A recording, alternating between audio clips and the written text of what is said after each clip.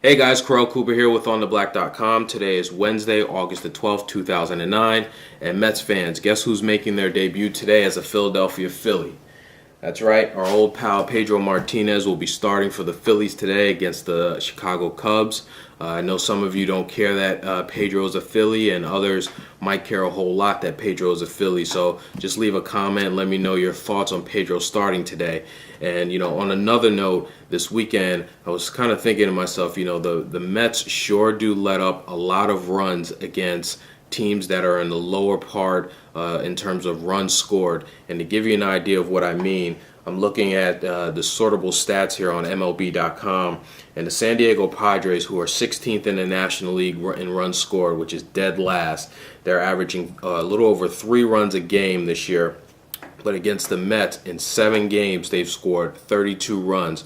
That's over 4 runs a game. So they're almost a run better per game than their average when they play the Mets. Looking at the Giants, who are 14th in the National League in runs scored, second up from the bottom, they're averaging 4 runs a game. In 4 games against the Mets this year, they've scored 18 runs. So that's almost 5 runs a game against the Mets.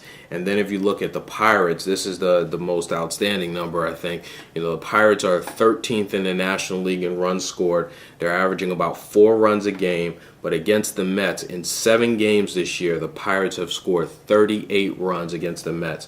That's an average of 5.4 runs a game. So these teams that are really on the lower end in terms of offense and runs scored in the National League are really beating up on the Mets this year. And that's something that the Mets need to look at as they look at their pitching staff and their starting rotation, and they begin to address that in the offseason, because obviously pitching is a key to consistent play and the winning. So the Mets really need to look at their staff and shape it in a way that, bring in pitchers that are not only going to, stop these bad teams from scoring a lot of runs, but can pitch well in big games. And I would love for you guys to leave a comment and let me know what you think about who, looking towards the offseason, who would you like see the Mets bring in terms of a starting pitcher.